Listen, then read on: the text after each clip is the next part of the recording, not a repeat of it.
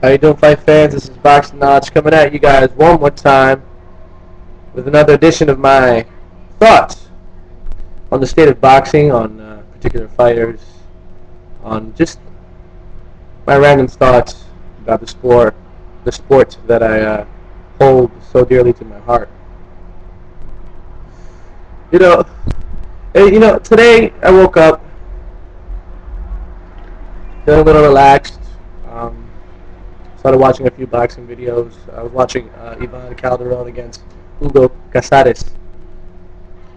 Too great match. Ivan Calderon, his boxing skills are just wow. And I started to think, I'm like, wow. Um, I'm so proud to have Puerto Rican heritage, Puerto Rican blood running through my veins.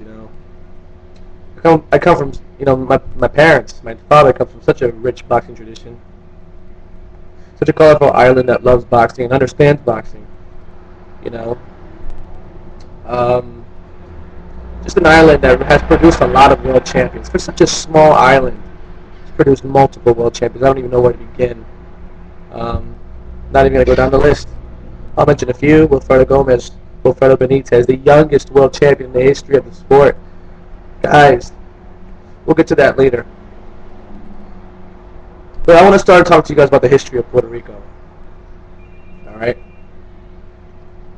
I could have done my homework and given you specific dates, and I don't know, sounded more intellectual about it. But I'll give it to you guys the way I know it, the way that my father has taught me, his father, so on and so forth. All right. Puerto Rico is a small island. It's a commonwealth. It's a U.S. territory. All of those who are born in Puerto Rico are Americans by birth.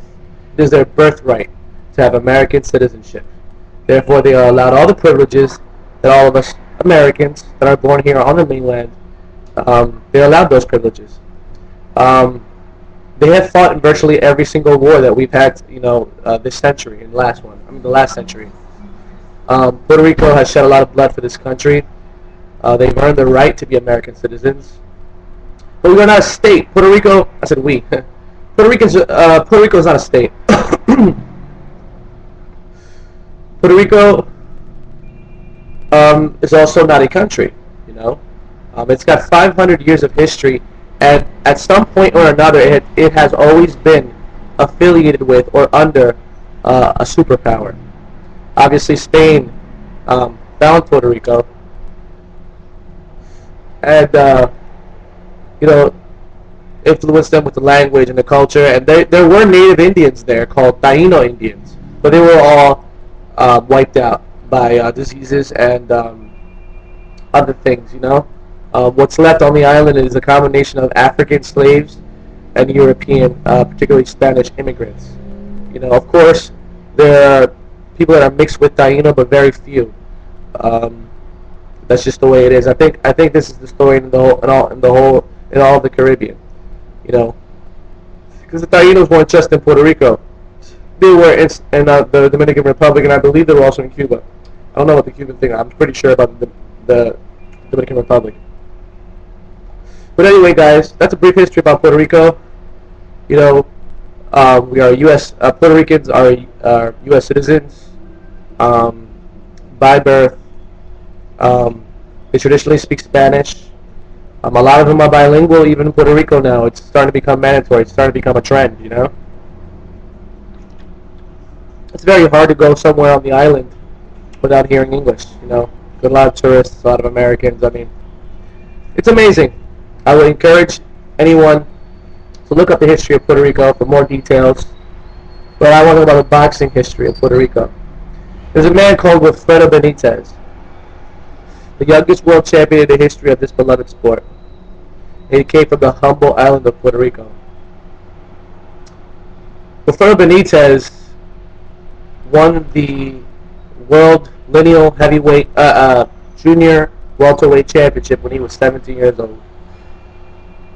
He challenged Cervantes, a.k.a. Kiki Pambelet, who's Colombian, who coincidentally happens to be my other half. My mother's Colombian, We'll talk about that in another video. But he challenged this man, the legitimate champion at 140 pounds, and he trounced him. He outpointed him in a 15-round decision. Please look at the fight. It's called Cervantes with a C versus Wilfredo Benitez with a B. He beat him. Fair and square, outboxed him. Wilfredo Benitez was a prodigy. A boxing prodigy. He came from a very productive, traditional Puerto Rican boxing family. I believe his uncle and his father were boxers, professional boxers. He gave him a long tradition of boxers. He just understood the craft a lot sooner and a lot quicker and a lot better than anyone had at that age. Very exciting fighter, guys. Look into Wilfredo Benitez, a man who's been forgotten. He's got a very tragic life as well. I was watching Ivan Calderon. We actually happen to share the same last name. My last name is also Calderon, just like Ivan Iron Boy Calderon. I was watching him, this morning against Hugo Casares, and I was like, wow, he's such a technician. They call him. Also, if you notice, when every time an opponent misses, they say "Ole" the crowd because it's like a matador, But he frustrated Hugo Casares so much, Hugo would just wave his hands in the air and try to fake him out. Just so frustrated, couldn't hit him. He's truly mastered the art of hitting and not getting hit. He's ascending another weight class, chasing his third title. He wants to defend it one more time, then retire. I hope he achieves his dreams. It'll be very difficult because of his height and because, there's no soft world champions at the next weight class. I think he wants to go to 112 pounds, guys. Don't quote me on that, but I'm pretty darn sure. Bigger guys, he's just so small. Even at his weight class. But yeah, there you guys have it. I just mentioned two. I could go on and on. I could say Wilfredo Gomez, Esteban de Jesus, first man ever to beat Roberto Duran. And then Sanchez was a world champion. Felix Trinidad, Miguel Cotto, Juan Manuel Lopez. Come on, guys, I can go on and on. Puerto Rico's such a small, humble island that's produced so many world champions. It's ridiculous.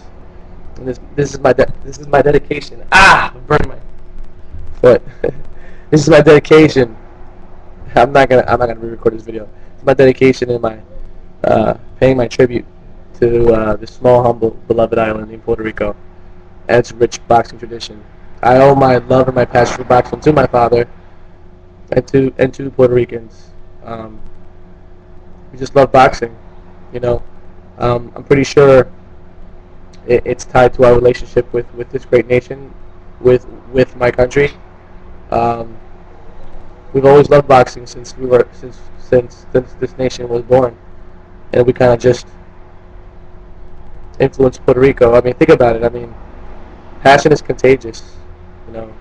Puerto Ricans, they just took a hold of the sport and just never looked back. Not the biggest island, you know what I mean?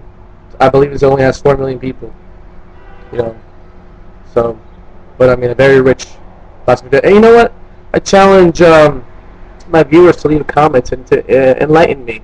Let me know other small countries with very small populations who have a really rich boxing tradition, who've produced numerous world champions. I'm really curious to know. Mexico. Mexico's Mexico. They're huge, and they're great boxers. But smaller countries, I want to know. So, the Philippines, 100 million people. Thailand's got millions and millions upon millions of people. Japan's got a lot of world champions at smaller weight classes. These are all very big, large countries. I want to hear the small ones. Talk to me. Leave your comments. Do not forget to subscribe. And remember, boxing is intelligent.